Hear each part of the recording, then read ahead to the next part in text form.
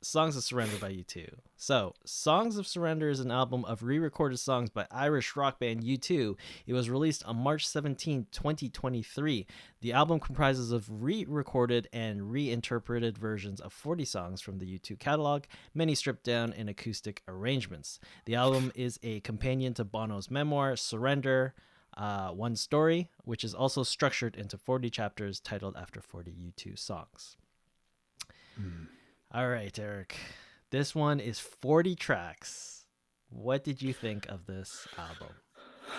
So being a U2 fan, and I've read their biography, not this one, the Sons of Surrender. I do want to I do want to read that just because I like to hear how like songs are created. Um, this album was very interesting because it was very so the way I perceived it, which I did some research on it. So each band member picked 10 songs that they really liked that they came out with, and they re-recorded them or they stripped them down to nothing, which I felt was funny because I don't know if you had the same realization, but when you're listening to this, it's like, huh, like what was the drummer doing when they were re-recording some of these songs, or the bass player? Yeah. So, but regardless, so these songs have already been out. Yes. Like I don't think there's one song on here that's new, correct? Yeah. Correct. So,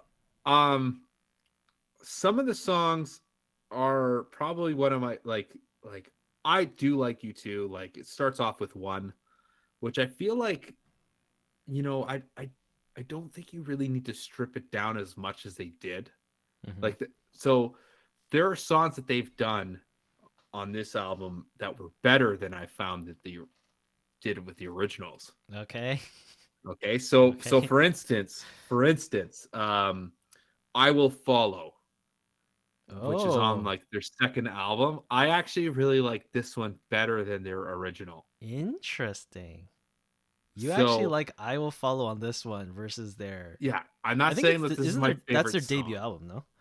Boy. Uh, I think is Boy it? is their No, debut I album. think that's their. Is that? I think that might be their second album. I think War is their second one, no? I'll look it up Could while be. you talk. Yeah. While I talk, there are some songs on here that I'm like, why would you do this to this song? So, and the one that comes to mind, which is off my favorite album, the song "Walk On." Yes. Okay, No, it's please off don't my. tell me you hated Walk On. I actually didn't like that one. Ooh. I think you might be No, going to Russian jail. Or no, Russian. sorry. Oh, just because Yeah, I I mean, don't. sorry, Ukrainian jail, I No, think. and it's so it's not Three. because like so. Three. Okay, let I me clarify here. dislike Walk On That you're putting that as a controversial by statement? That's U2 not a controversial because I statement. support Russia. Wow. Okay. Okay. Hang Okay, on a all right, second. I'll erase Okay. that. Let me explain. Let me explain. So I really like the musical portion of Walk On. Like just that build up, right? Hence, I didn't like this version because of the lyrics. Okay. I understand when I listened to the lyrics, I was like, you look at it and it's like walk on and in brackets you Ukraine. have Ukraine. So I'm like, okay, obviously this is what the conflict is about in Ukraine. And I understand walk on is almost like a love song, like you've broken up with somebody that you're with. Yep. Like this is the original song, and then it's Yep. just like, you know what, just walk on because you're gonna feel so much better if you do. And and I understand like the lyrics were well written. Okay. They were well written for this song. I just did not like how much they stripped the song Okay. down because I really liked the actual instrumental part of Walk On. And if they would have Mm, just came out with that and just added these new lyrics, I would have loved it. I would have honestly loved it. But I just did not like the way they did the musical part of it. mm. So Okay. that's what I didn't like about Okay. that song. Um, Another one, Desire. Desire was another one I didn't like Yeah, that was a little weird. because it was almost like this weird like like I feel like I'm in some sort of like hippie coffee shop, right? that's just like so weird that you just feel a bit uncomfortable, but your like coffee shop isn't available where you usually get coffee.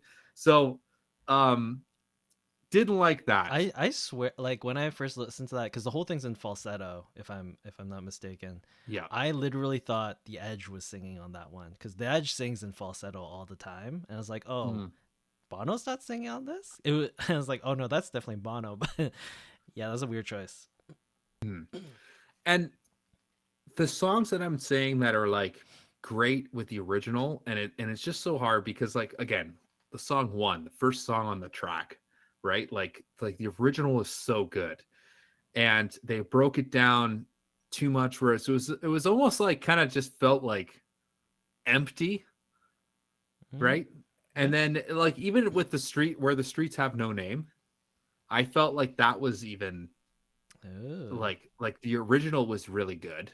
I yeah, love the original. obviously. We mentioned it before earlier in Yep. this episode, but I just felt like that they broke down certain songs too much, but Mm, then other songs I thought were really well. Like another song I really like, "Stuck in the Moment," you can't get out of it. I oh, so thought that good. was great acoustically. Yep. Um, Probably one of my favorite. Like I really like the version of "The Miracle of Joey Ramone" on this one Yep.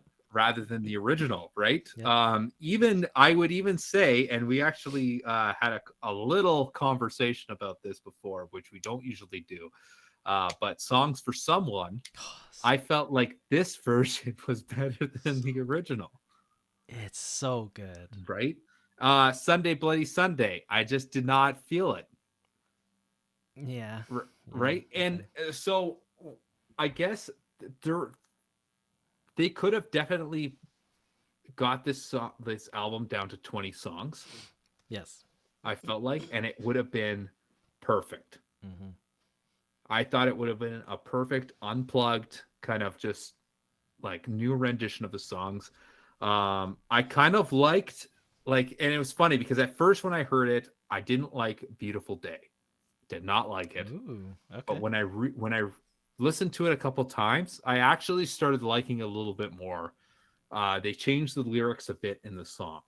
Yes. Um, but I kind of did like the breakdown of it. One of my favorite songs from U2, which I thought that they did an incredible job with, was "Electrical Storm." Oh, Um, interesting. Okay. I love that song, and I thought that they really did a cool rendition of it. I thought they did a cool rendition of "Until the End of the World," which is another one of my favorite songs by them. Like there's a lot of good songs on here, but then there's a lot of songs that they could have just skipped, right? Yeah. Like I just feel like songs like "Sunday Bloody Sunday," "Pride in the Name of Love" too. Like it was okay, Okay. but I don't know. Like, what do you think? So I definitely agree. This album did not have to be 40 songs. Like, Mm, oh my god, they could have left off so many of these songs to the point where like after listening to this front to back a couple of times, I just like went back into my music player and I just removed all the songs I hated and I ended up with like 15 songs and I just kept listening to those yeah. 15 cuz it was like there's so many songs here that I just don't need to listen to again. It was unnecessary for you guys to do this. However, saying that, I actually love this album. Mm, I really enjoyed listening to this one. I think I'm coming at it from a little bit of different angle from you because, like, mm, I wasn't expecting a stripped down version of their mm. songs. I wanted to see if they could change it in some way where it didn't resemble the original song. And I got that on a lot of these songs. Mm. Like, Where the Streets Have No Name didn't have a delay part in the guitar. Yeah. They took out the iconic edge delay from that song, and I was like, this is brilliant. I just love the fact that they weren't restricted to keeping the core element of the song, and they were able to change it Mm. in like whatever way they want. Because like they've been playing these songs for 30-40 years at this point, and I assume they're a little bit bored of playing at least their older catalog over and over again. So like I really did appreciate this album a lot.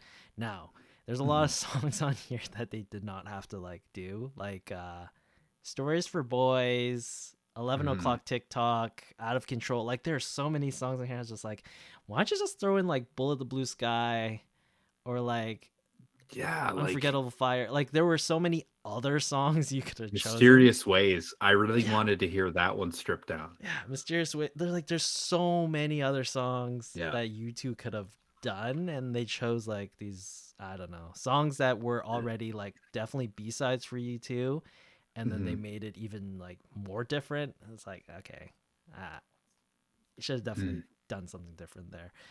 Um, I will have to say we did message a bit before, but Songs for Someone, which is off of Good song. Songs of Innocence, Invisible. Yeah, Songs of Innocence. That's which right. is Yeah. the album that was Mm. forced onto everyone on Apple. Um, that No, is I don't think it was that one. I think it was a different one that was forced onto Apple. no Songs of Innocence, the one where it's I thought it the was album's black and white. how to dismantle an Mm-mm. atomic bomb with That was the Vertigo. I thought no, that was on Apple. that's two albums before. That's 3 albums before. Is it? No, I swear to God, Songs of Innocence is the one um, that was on Apple. Oh yeah, sorry, I have to go back. Boy is their debut album, so I Will Follow was on the debut. Yeah. Yeah. Okay. Anyways, I didn't listen to Songs of Innocence. I never listened to that album because I was like, I have no reason to listen to this. But Songs for Someone is potentially my new favorite U2 song of all Mm. time. It's Like, pretty good. I can't believe how good that song is. And it's funny that you say that because like I've been following this band, like I really like how they morph with today's times in terms of how music is kind of changing. Mhm. Songs of Innocence definitely is like I would say it's a mediocre album.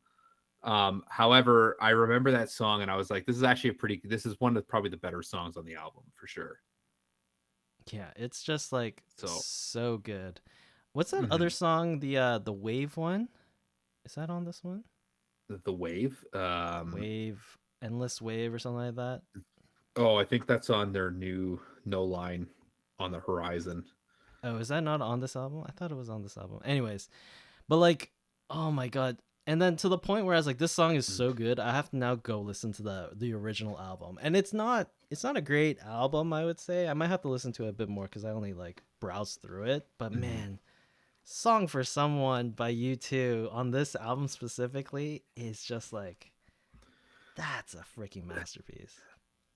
And I agree. Now, the biggest song on here, which I feel like they just did not need to do, Okay. because I feel like they've already kind of re-recorded it with their Battle and Ram. Is it the Battle and Ram, the live Rattle album? Rattle and Rattle Hum? and Hum? Yeah, Rattle and Rattle and Hum. Hum. Yeah. Thank you. Um, I still haven't found what I'm looking for. Really? You Did you like this version? I didn't mind it. I don't. I just feel like that one in the Battle and Hum, Rattle and Hum. Rattle and Hum. Thank you, Rattle and Hum. Like with the choir and everything, like that is Mm, so good. And I felt like that was sufficient enough. And that song I is see, I kick see. ass, no Yes. matter what. But Yep. I just feel like it just kind of loses its I agree. It's not as good as that version. Um, but I would also question why it was left off the album if they didn't do it. That's very true. Yeah, that's actually a good point. I didn't think of that. Yeah, that's the one song that I feel like, what the hell? Chasing Dragonfly says making a 40 song album is just as bad as forcing an album onto people's iPods. That was, yeah, I don't know. Mhm, Anyways, the long story short of this, the album is too long. There's too many songs that they chose to do on this, mhm. and there are definitely other U2 songs that they should have done relative to these. Like, Yeah. there's definitely like Desire. I don't know why this. I don't know why they did it this way, but like, Mhm. there's just songs that shouldn't have been on this. However, my enjoyment of this album is like through the roof. I just love this album. It's And great. and it's funny that you say that because as much as I felt like at the beginning of this review, like I've like come down hard on this album. Like I feel like the more I've listened to it, the Mm, more I am liking the album. mm, So it was one of those things where, like, yes, I agree, it shouldn't be 40 songs. I think that they could cut out a bunch of garbage in this album. mhm. But it was kind of neat songs like Peace on Earth. Yeah, Right? Like that's such a good song. And it's like they didn't change it much, but it's still so good, right? yeah. Like stuff like that. Even songs that nobody's really like remembered is Red Hill Mining Town. That was Oh a yeah, cool song too, yeah, right? Like yep, it's like one of their older songs that people kind of neglected, right? So yeah. And it was on the Joshua Tree, and it's just like mhm, people. It's just that whole album is like incredible, and you're just like, oh yeah, this song. yeah. Um, yeah, but for me, like it's weird, but my favorite songs were I finally found it. It's Every Breaking Wave, which is off of Songs Mhm, of Innocence, and also yep. Song for Someone, which is also on Songs of Innocence. It's just weird that like the album that I never listened to by U2, two of those songs are off that album. Like I Mhm, think it's just like brilliant, those songs. mhm. So good. Um okay, Eric, we need to wrap this up. Final thoughts, ratings. Yes. What are you gonna give it? I mean, I would, if I was to recommend something to you two for you two, I would tell you to go check out um, one of their greatest hits albums, um, in terms of getting you into U2. And the album that I would recommend you getting into, and I know a lot of people might come down on me because Joshua Tree songs aren't on this album, Mm, but the best of 1990 to 2000, um, that I think was like that will give you a nice introduction to what U2 mm, is. And then I would say the next recommendation is go to the best of 1980 to 1990, um, which is like the same art album cover as War. It looks like that, but it's gold. Um, However, I wouldn't recommend this album if you're getting into U2.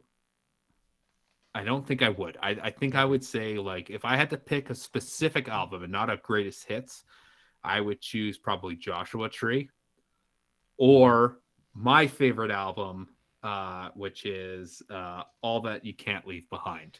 Ooh, such a Uh, good album. it is so good. Such a good album. Um, However, I would still like if you like you too, I would still say check this album out because it's kind of a neat Yeah. little like introduction and it's kind of cool. I really like the story behind it and I'm really excited to read the book. It's on my next reading list after I finish the book I'm reading now. I'm really intrigued to see how the songs are created themselves, Mm-hmm. but I mean they could have put this down to 15 to 20 songs, but I like final rating, if I had to give it, I would give it a 7 out of 10. Wow. Yeah.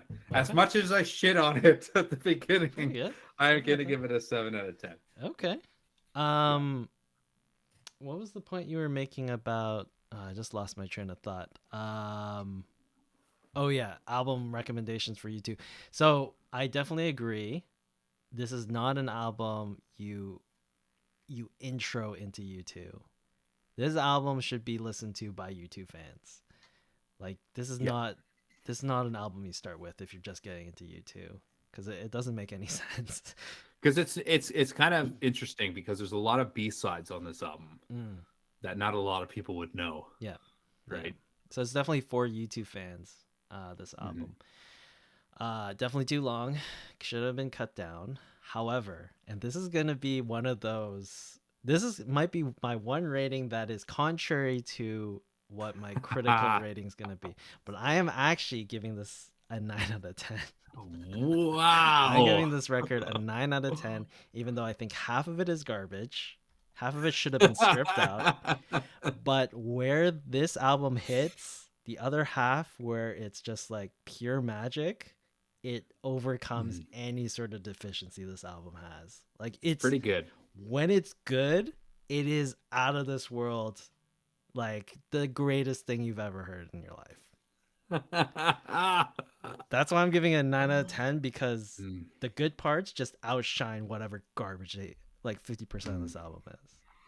It doesn't matter. I don't care what else, what garbage is on it. It's like some of these albums, just like you're just amazed at how good it is. Yeah. I'm giving it a 9 out Right on. of